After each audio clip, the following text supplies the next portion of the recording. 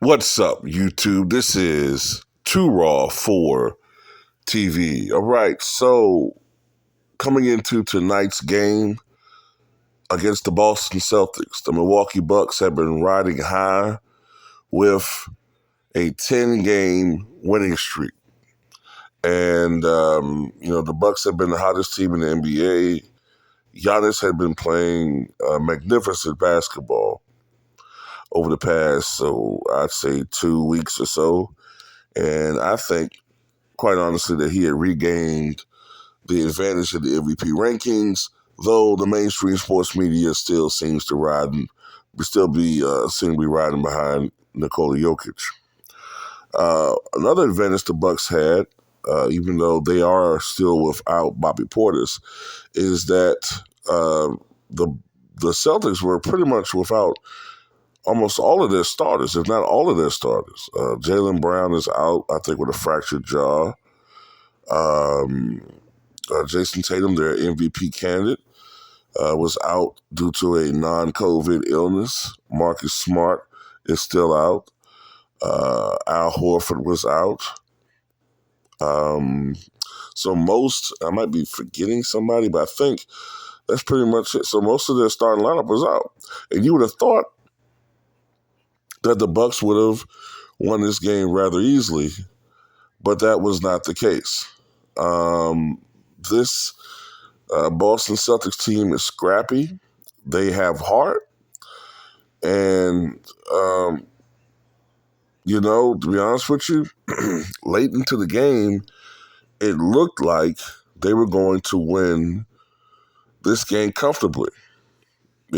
Sometimes one problem that the Bucks have is that, when they're playing against the best teams in the NBA, the Bucks are prepared and ready. Sometimes when they're playing against other teams, they can kind of take their foot off the pedal a little bit. So that did indeed happen. Not to mention the fact that the Boston Celtics were hitting a lot of their outside shots early on. At one point, they had a 92-78 lead.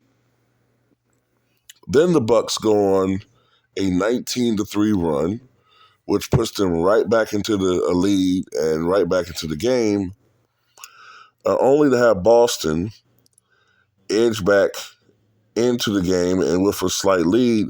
And one of the strategies that they had was to send Giannis to the foul line. Giannis, who is a 65% free throw shooter this year, was struggling in this game. As a matter of fact, at one point, he was only 4 of 11 from the line, though he did finish a slightly more respectable, I think it was 10, I think he finished 10 of 17 from the foul line. So he did wound up starting to hit more of his free throws. Excuse me. He's either 10 of 17 or 11 of 18, one or two. But anyway, Giannis finished with 36 points, 13 rebounds, and 9 assists, but he was not the high scorer.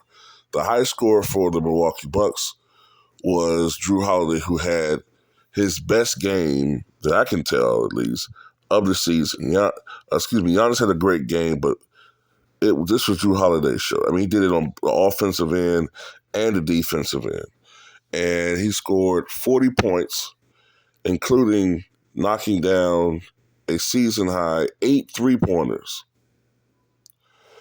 Chris Middleton was not shabby. I think Chris Middleton had something like 16 points and 11 rebounds. So he was big on the boards. For the Boston Celtics, I'm going by what I can recall. I may be a little off here. I think Derek White had something like 27 points. Mike Muscala had 18 points. Newly arrival from Oklahoma City.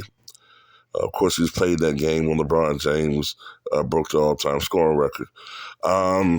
Also for the Boston Celtics, Malcolm Brogdon was big. I think he had like 26 or something like that.